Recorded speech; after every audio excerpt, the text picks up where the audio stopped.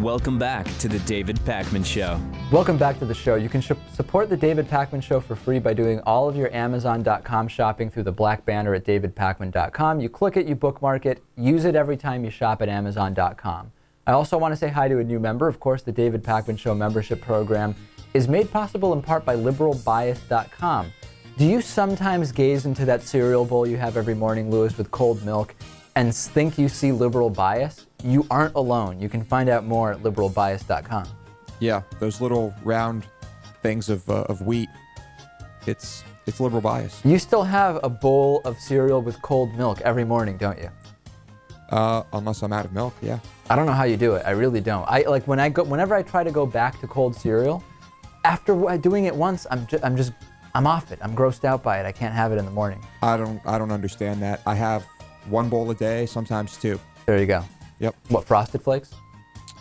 No, but I do love Frosted Flakes. But you get what, like some kind of whole grain, peat moss, Trader Joe's cereal with bioflavonoids. With aluminum flakes. Yeah. It does have the bioflavonoids. Sure.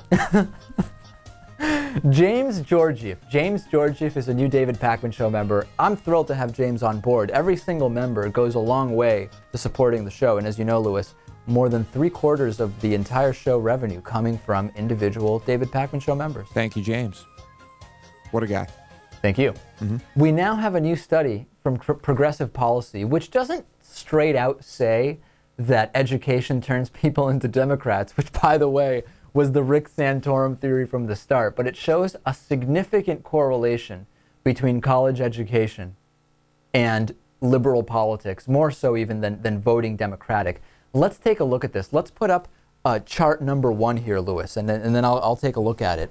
Let's see if we can put that up. Yeah. Chart Try number not to 1. Run over your mic cable again like last show. I don't think Lewis is putting it up, but just another comment. No, I'm just telling Lewis I'm interested in the chart being up. Great. This is Dave's big on graphs, especially when they're on TVs behind him.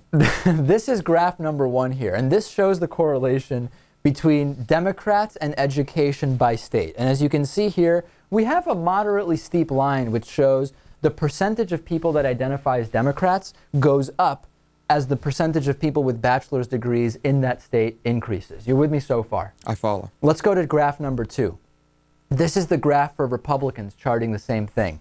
Percentage of people who call themselves Republicans, percentage of people who have bachelor's degrees. As you can see here, as the number of bachelor's degrees decreases, you have less people identifying as Republicans. Now, if you separate this from a party identification thing and actually make this an ideological identification. You mean as the number of bachelor's degrees decreases, you have more people identifying themselves as Republicans? That's exactly right. Okay. You said decreasing. No, I apologize for that. More bachelor's degrees, more Democrats. Less bachelor's degrees, more Republicans. Right. Exactly right. Let's go now to graph number 3, which shows the correlation. 3 graphs? We have 4. The Oh my correlation between liberals and education by state. This is not registered Democrats. This includes anyone who considers themselves liberal. And the curve gets significantly steeper, Lewis. As you can see here, more bachelor's degrees leads to significantly more liberals. Or rather, there are many more liberals who have bachelor's degrees. And lastly, let's go to graph number 4 here, which points out that we also have a very steep declining curve. The number of people who consider themselves conservative decreases significantly in correlation with more bachelor's degrees, or rather, the more bachelor's degrees you have, the less conservatives that you have.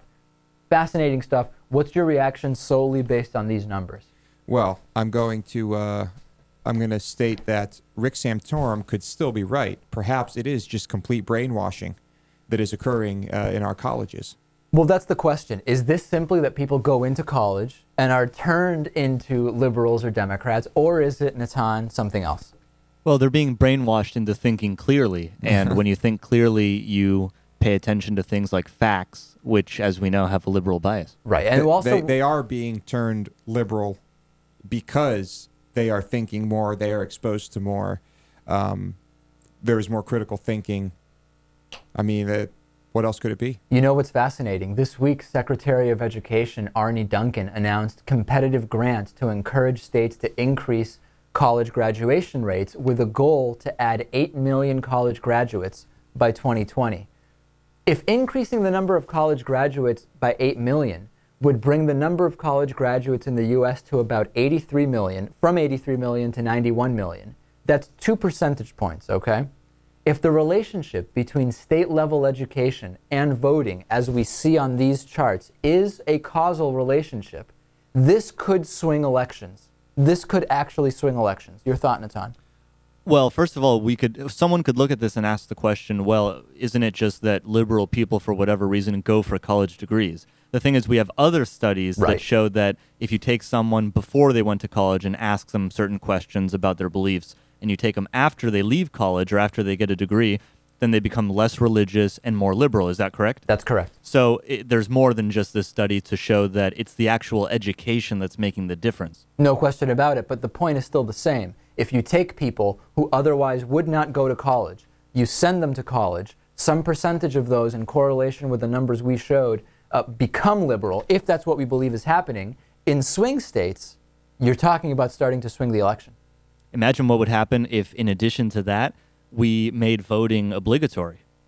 Can you imagine the 1-2 punch that progressivism would have? If voting was mandatory, we would have many more elected progressives, no question about it. Now we know it's one of the major talking points to dismantle the Department of Education by right-wing candidates. I mean, that's the issue. The problem is this study is going to be used by Republicans to say, see, liberal brainwashing, we have to change the education system. If they want to continue that narrative, let them.